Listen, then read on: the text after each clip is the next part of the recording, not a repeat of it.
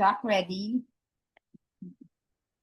Topic natin ngayon, VAT compliance for Filipino business. So, local muna tayo. Alam ko most of you are looking for international client, but mind you, meron pa rin tayong market sa local. Even with dalawa client ko sa local. Isang construction tsaka service business lang, BPO. So, magagamit Hello. ko siya. Ayan. Jack, are you ready? Yeah. Hello, good afternoon. Yeah. Okay. Good afternoon. I'll just share my presentation for a while.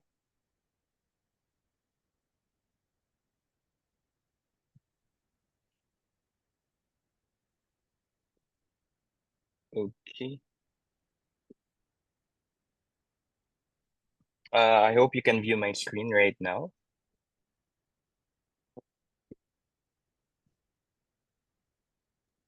Okay. So our topic for today is VAT compliance regarding Philippines. So if ever it's VAT compliance po, ibig sabihin, we need to discuss the items of VAT, that is output and input VAT. So for today, we'll discuss output VAT and input VAT and what are the necessary compliance as to these items. So let's start first as to output VAT. So actually, for VAT compliance, you need to know these three items. So you need to first know what is Form 2550Q. That should be 2550Q. That is your VAT form. And then your SLS or SLP, that is considered an attachment to your VAT form that will be filed through e-submission. And then your certificates for your 2550Q. So actually, SLS and SLP, including certificates, are considered attachments to your Form 2550Q. So again, we will discuss what comprises your Form 2550Q and what are the compliances on those items. Okay, just a quick recap on VAT. I know everyone here is an accountant or a practicing accountant. So whenever we talk about your VAT payable, it is composed of two main items. And what are those? Output and your input VAT. Now, what are the items of our output VAT? Actually, our output VAT can be considered classified into these different items. So we have exempt sale, we have actual, we have deemed sale, we have export sale, and we have government sale. Now, the first concept that I want you to remember is that whenever you create an invoice, you need to properly tag your sale. So if ever we are issuing an invoice, meron po dun sa invoice sa baba niyan, if you are a VAT registered taxpayer, kung anong type ba siya ng VAT transaction. Is it exempt? Is it zero rated? Is it VATable sale? So normally, tatlo lang yung classification na yon. So whenever we say exempt, there's no output and there's no input. But if ever it is VATable or zero rated sale, there's an output and there's an input VAT.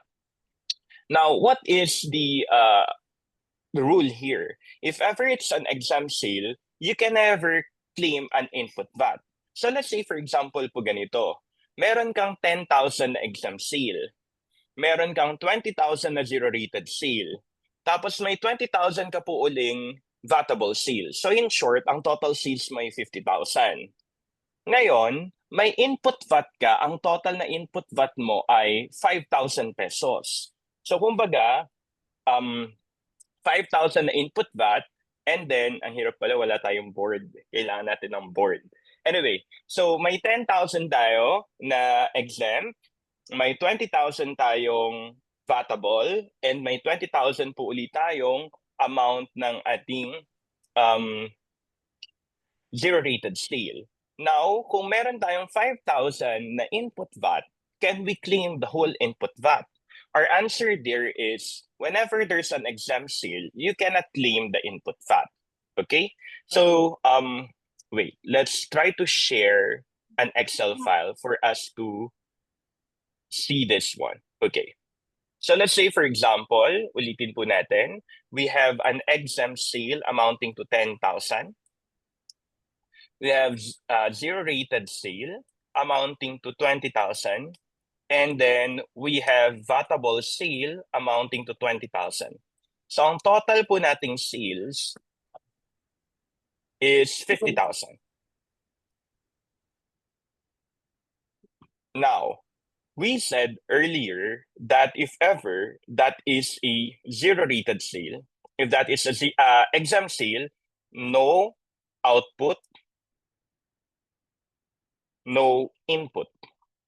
While for zero-rated and vatable, there's output and there's input.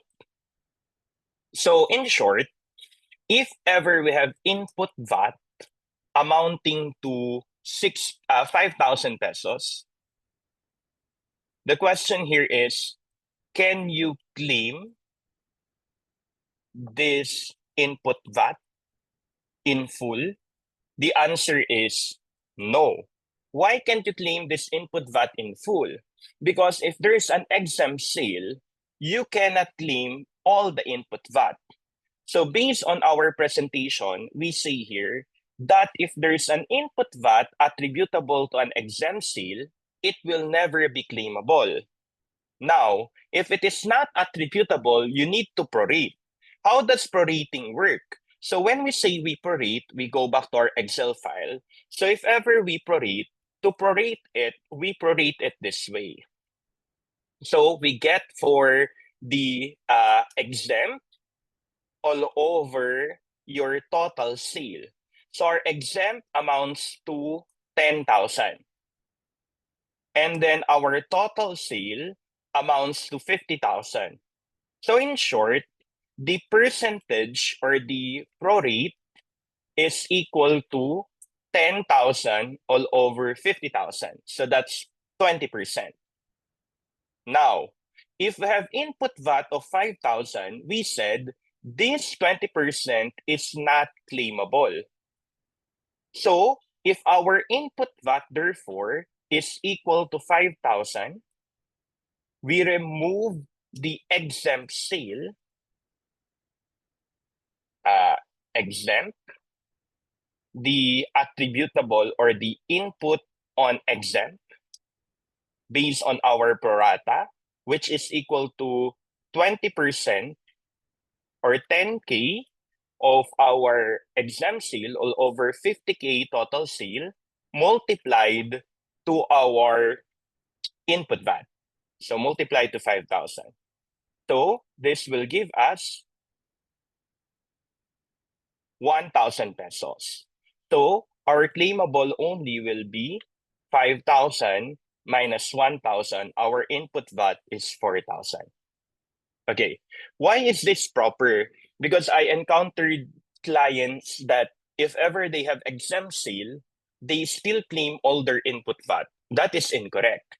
Because if ever you have exempt sale, you cannot claim all your input VAT, especially input VAT attributable to the exempt sale. Now, if ever it is not attributable, then there you need to prorate the amount for the exempt sale. Okay? First point for this afternoon, again, if ever you have exempt sales, sir, ano ba yung mga example ng exempt sales? Yung sample natin ng exempt sales ay, naalala nyo ba pag nagbenta ng senior citizen, if there's a senior citizen sale, di ba exempt yon, walang VAT. Okay. Ngayon, since exempt sale siya, wala ka dapat i-claim na input VAT on that. Ngayon kasi ang ginagawa natin as accountants, kinukuha natin yung total na input VAT. And kung magkano yung total, claim na lang natin basta. Hindi dapat. Why? If ever we have an exempt sale, we should remove the amount of input VAT attributable to the exempt sale. If it is not attributable, our first learning for today is you need to prorate it. Just like this our example. Okay? So let's go back to our PowerPoint again. In an exempt sale, there is no output and there is no input. And in case you have input, you cannot claim the input VAT on that exempt sale. And if ever it's not attributable, you need to prorate it. Now, we can classify the other items of VAT. We have this one that is either VATable or zero rated. So actual sale, dim sale, and government sale are VATable. It is VATable at 12%. Export sale is still VATable, however, at 0% sale. Now, ang issue lang dyan, ano yung mga dim sale, ano ang export sale, at ano yung government sale. Kasi walang issue sa actual sale eh. Pag nagbenta po tayo, yun na yung sale natin. Pero kailan ba natin masasabing dim sale, kailan siya export sale, at kailan siya government sale? Okay? Just an FYI, although we had previously discussed this one already, we said before that under Ease of Paying Taxes Act, we have our gross sales as our tax base. Gross sales as our tax base, wala na yung gross selling price or gross receipts. We don't classify now seller as seller of goods, seller of services. Under EOPT, we now classify it as purely gross sales. No more selling price or gross receipts. Now, we go to your deemed sale transaction. When do we say that it is a deemed sale transaction? Walang problema sa actual sale, as we said. But when is it a deemed sale?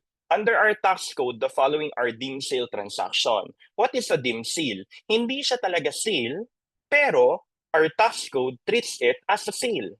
So walang sale, pero tinitreat siya ng tax as a sale. So what are those instances? First, consumption of an inventory. So halimbawa, nagbebenta yung client mo ng buko pie. Ngayon, kinain niya yung 2 piraso ng buko pie doon. Is that considered a sale? Actually, it's not a sale. But under the tax code, how do we treat it? It is already a sale. It is called as dim sale.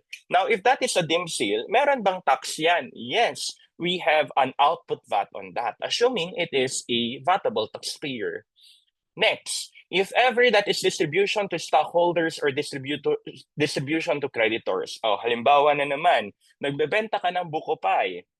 Ngayon, may pinagkakautangan ka. So pambayad dun sa utang mo, ang ginamit mo, binigyan mo na lang siya ng buko pie.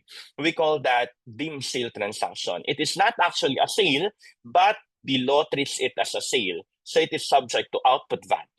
Next, consignment of goods. So if ever you have a business which consigns goods, the considered sale is if not made within 60 days following the date such goods were consigned. So halimbawa, Coca-Cola. Halimbawa, Coca-Cola. Di ba ang Coca-Cola ang ginagawa nila, hindi naman nila binibenta yung Coke mismo sa mga sari-sari store. What they do is, kino-consign nila. And then, pag may nabenta si sari-sari store, dun lang nila nire-report kay Coca-Cola. Ngayon, ang concept nitong consignment ay, kapag within 60 days, halimbawa, binigay ni Coca-Cola sa sari-sari store, within 60 days, wala pa ring sale, under the tax code, it is treated already as deemed sale.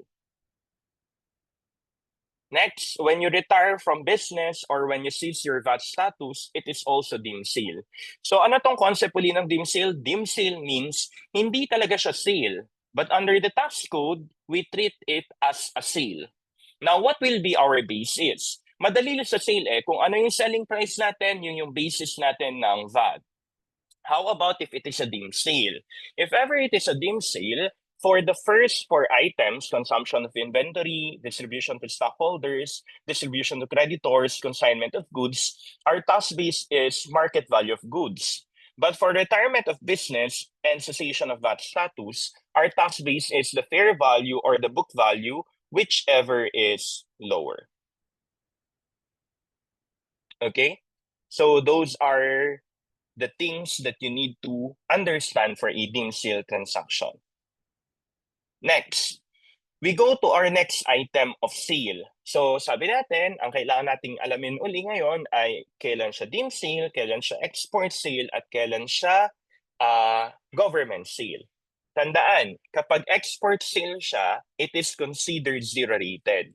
So when we say zero rated, pwede kang mag-claim ng input VAT, pero yung output mo ay 0%. Okay, so kailan siya export sale?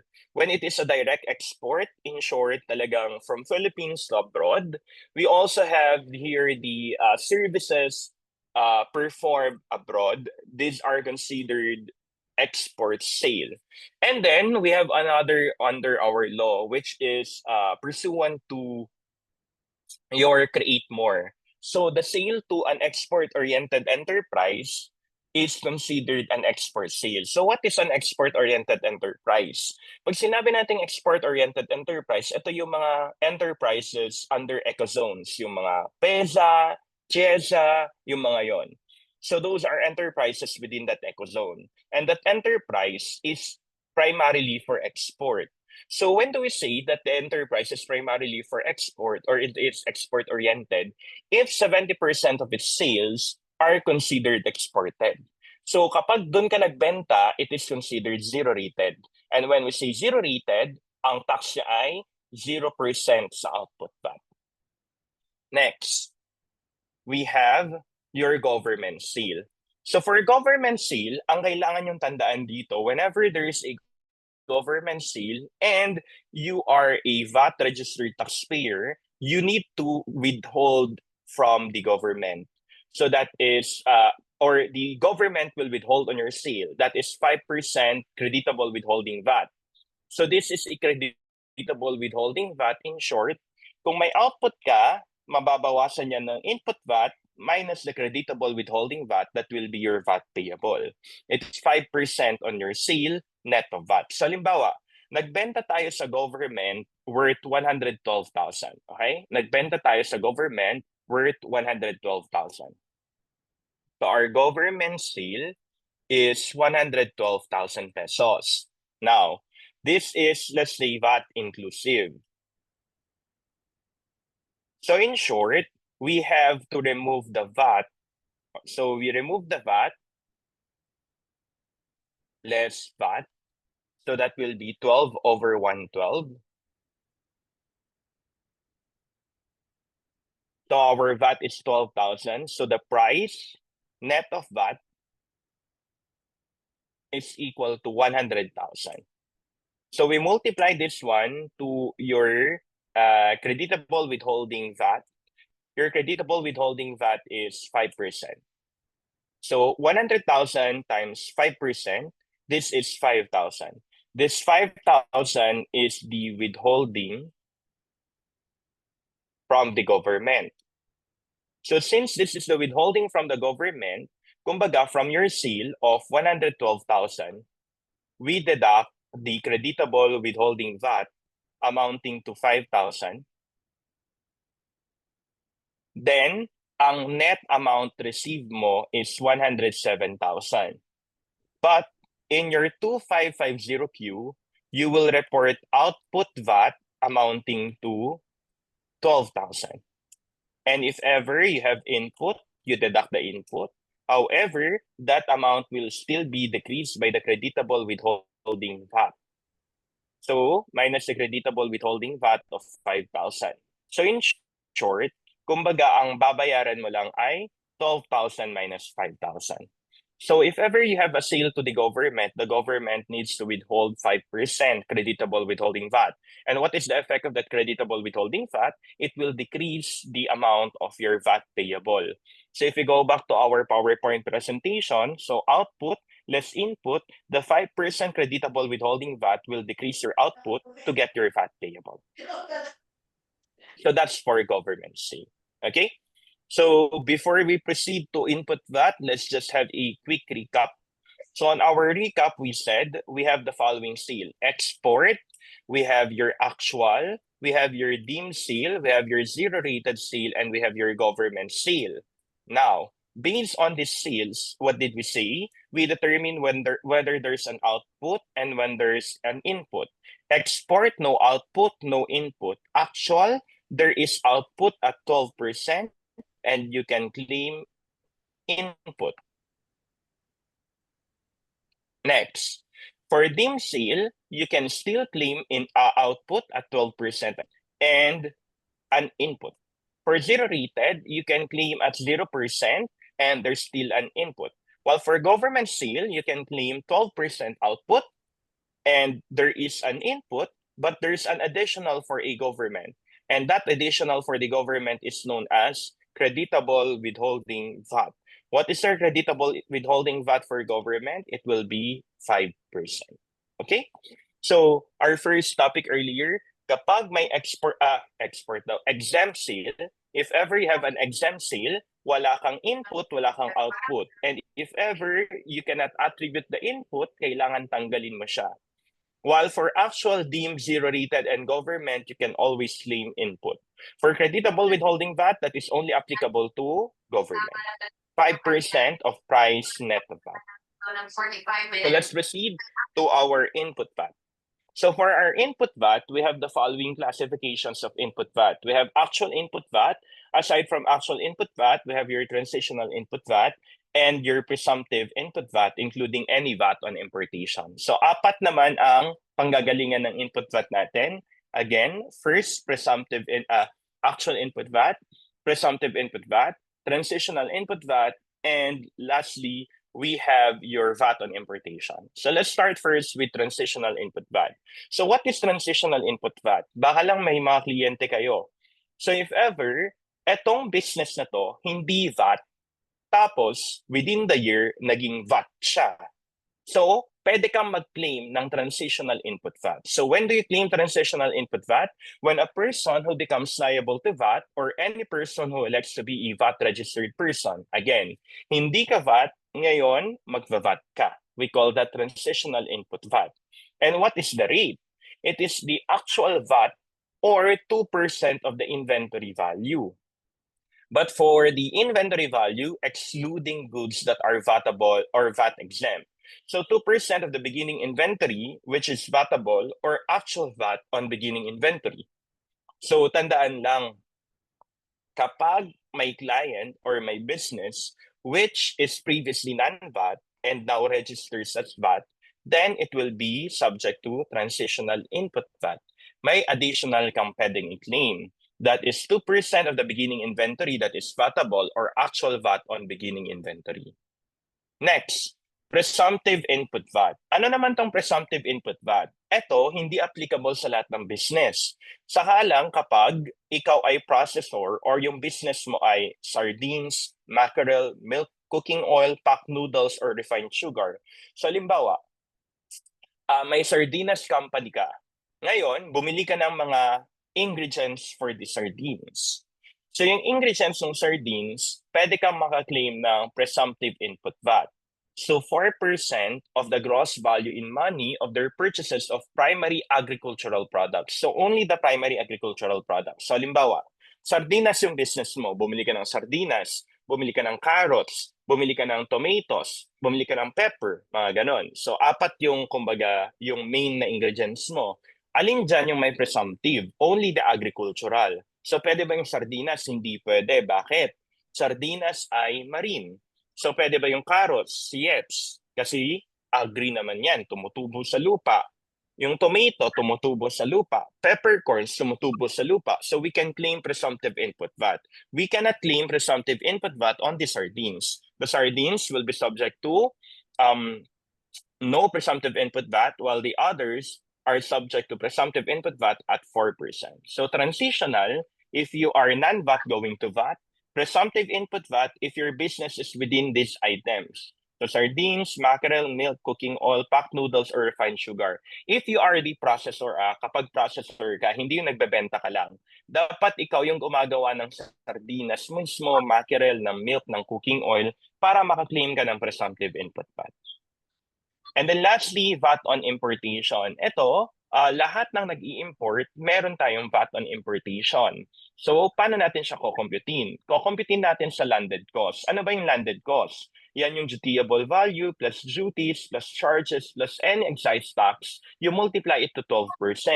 So, pwede mo bang i-claim ito as input VAT? Yes, you can claim it as input VAT. How can you claim it as input VAT? If ever, it is for business use. Kapag nag-import yung business mo at nagbayad ka ng VAT on importation, pwede mo siyang i-claim as input VAT as long as it is for business use. And what will be your proof? Your proof is your payment on your VAT on importation. So you can claim that as part of your input VAT. Okay?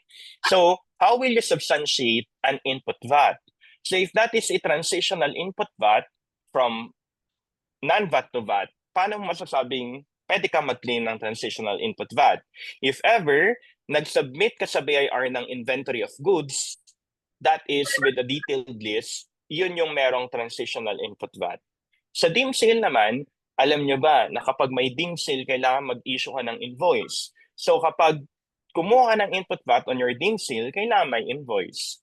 Kung non-resident yan, let's say you have payments made to non-residents, the payments made to non-residents shall be supported by a copy of the monthly remittance return of VAT withheld that is known as BIR Form 1600. Next, for advance VAT. So your advance VAT on sugar, there must be a payment order. On your government creditable withholding VAT, there must be BIR Form 2307.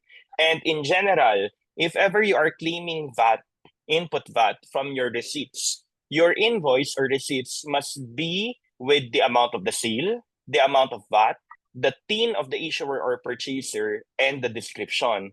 Because if any is missing, you cannot claim input VAT. So as a rule, you can claim input VAT via the receipts or the invoices now.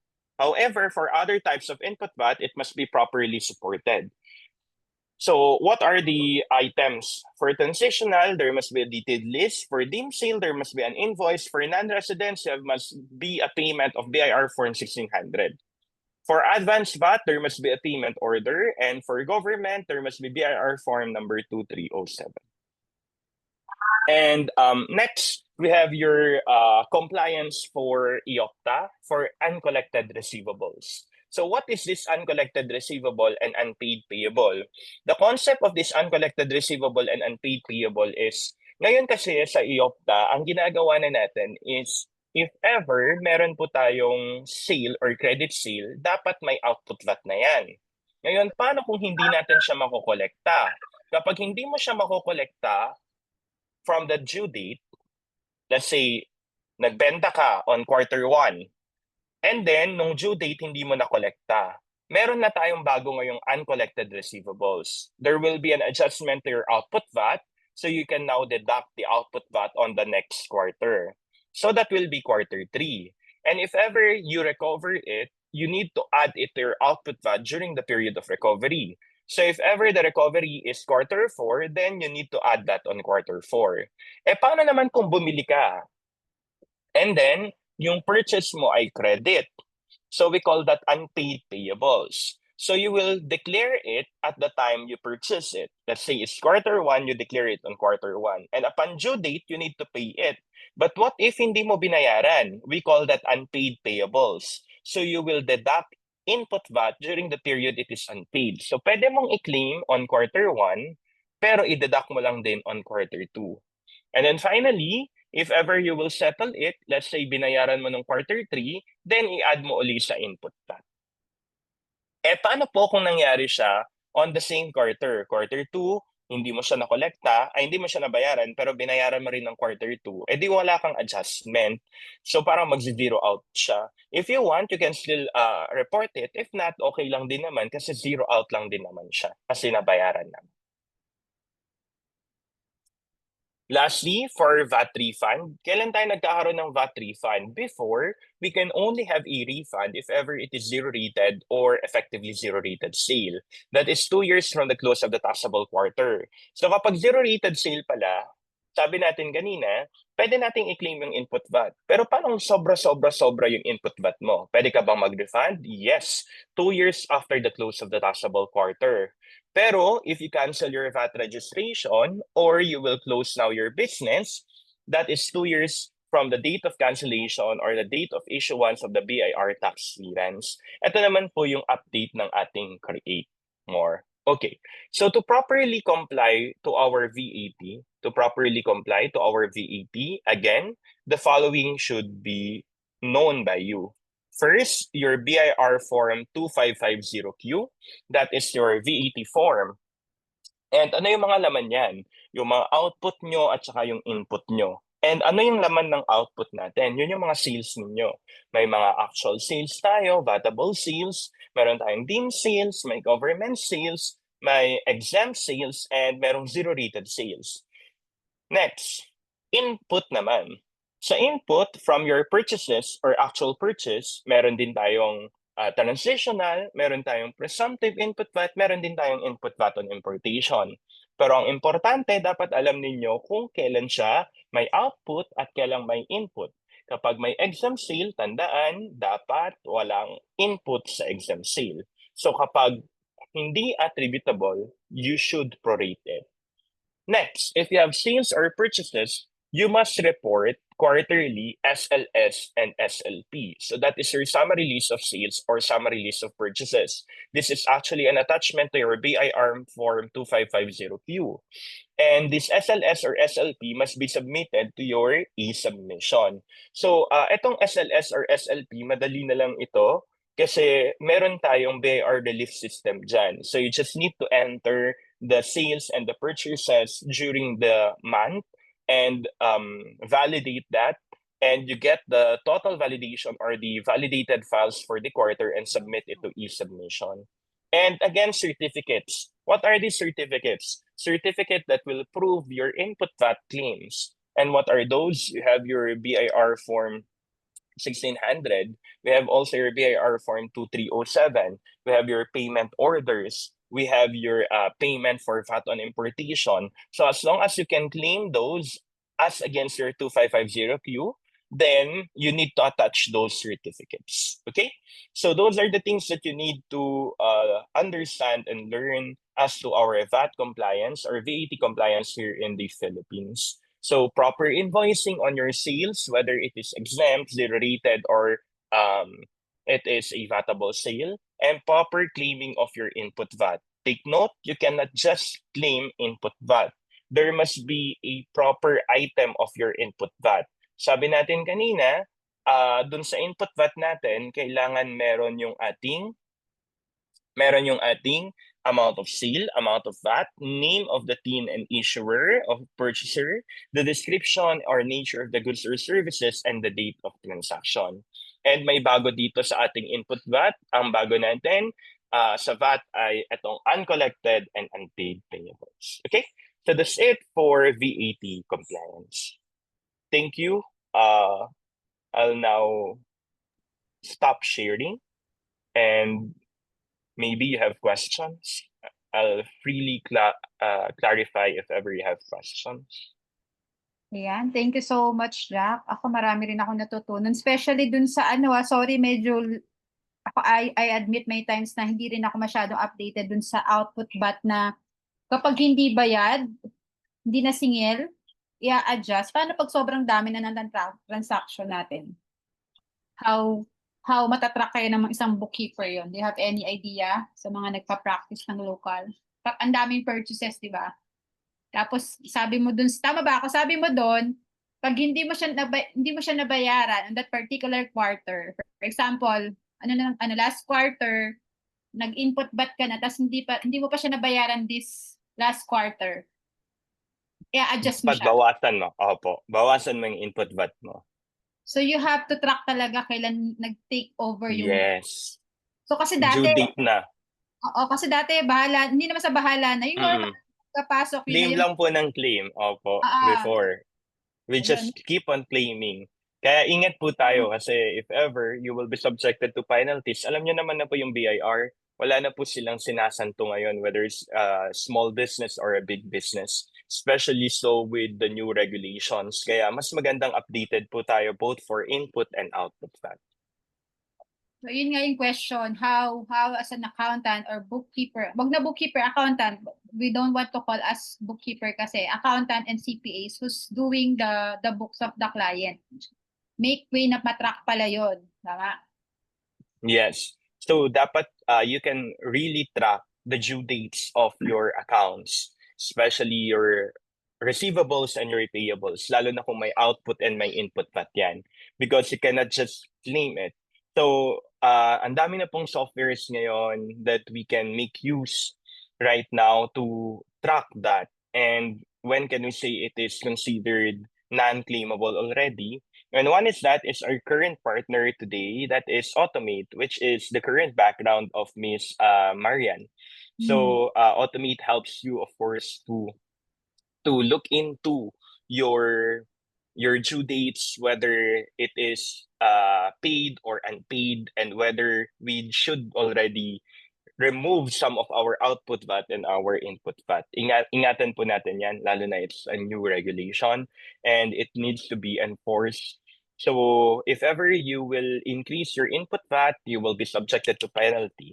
If ever your output VAT is overstated again, that is subject to penalty. So you must properly track your due dates both on your AR and your AP if there are output and input on your AR and AP. Okay, that's good.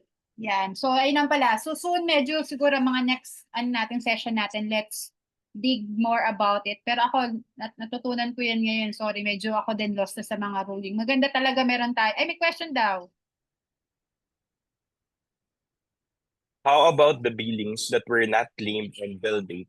Pwede claim on payment date that is not following the SI date ng claiming already. Okay.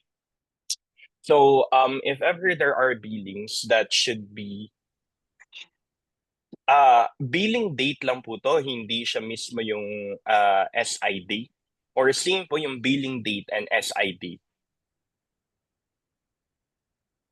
Kasi in practice, we should follow the SI date. Okay. So if it's SI date, same with the billing date, and let's say it is quarter 1, tapos hindi nyo po siya na-claim on quarter 1, kung pwede nyo po ba siyang i-claim on quarter 2? Ganun po yung gusto nyong tanungin. Medyo ingatan nyo po yan kasi nga we need to follow the dates.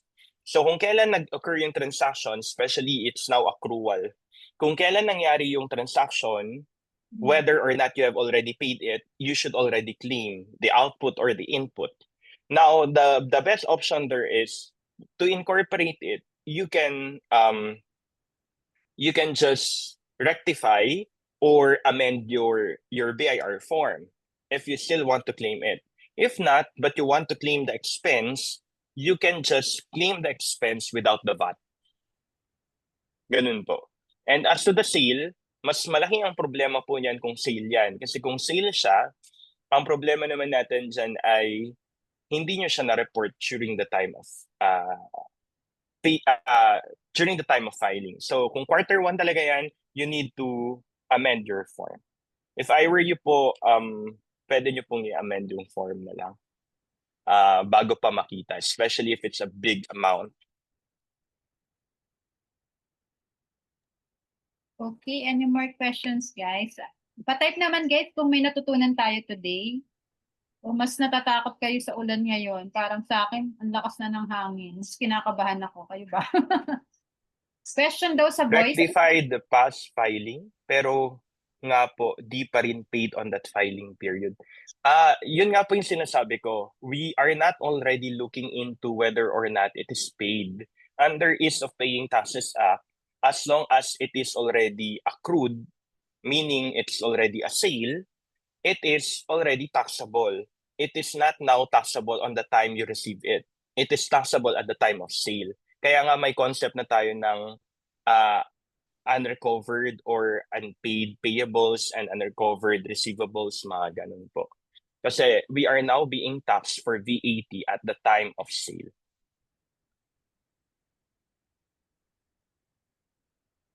I mean, as a person na mahirap kapag message. Sige, Miss Maridan, anong gusto mo? Paano ba? Mr. Jack, makiki-ask ka, ganun ba yun? Personal message. Sige po, you can open po your Sige daw. Si Miss Smith. Tara, message na lang ako, guys. Tapos i-connect mo na lang kung may medyo mas personal ba. Tumatanggap pa si Jack ng consultation. By the way, Jack is our corporate tax lawyer. Kaya alam niya talaga yung mga updated compliance sa BIR. So, if you would like to learn more about updated tax, we can do it more often if you want para updated kayo. And of course, again, it's also my time. Of course, thank you so much, Jack. And nandito yung ibang ka-teammate namin. That's why we're here as Automate PH is now solving some problems when in regards to BIR. So if meron kayong would like to test the software, just reach me. Alam ko nagbigay na kami ng ilang libreng free trials. Some of you, sa mga nag-fill up pero hindi kami banalikan, I would encourage to try the software para makita nyo, and we would like you to know din yung feedback nyo para mas masolusyonan natin yung problem natin when it comes to tax filings. Okay ba yon? Nag-offer kami ng free trial. Meron na kaming mga 30 yung nag-fill up pero 6 lang yung sumunod. So, ganun lang talaga ang buhay. So, pero we will not, hindi kami susuko kasi ito yung problem natin as an accountant and business owner to solve the problem when it comes to BIR compliance. Tama ba?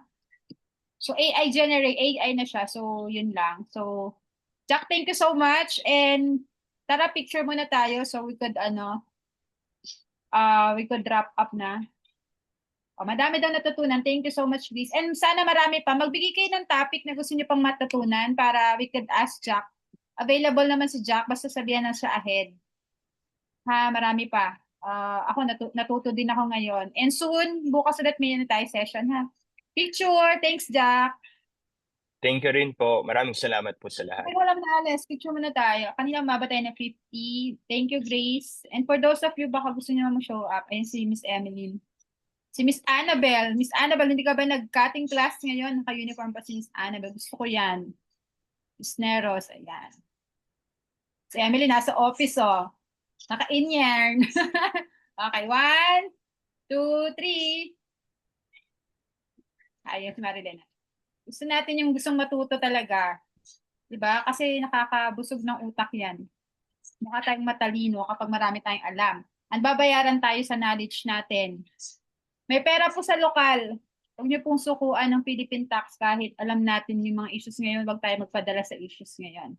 Tama ba? Huwag na natin muna sila intindihin. Just focus on helping business owners and tulungan natin mga sarili natin mag-aral na mag-aral para pumaldo tayo sa 2025.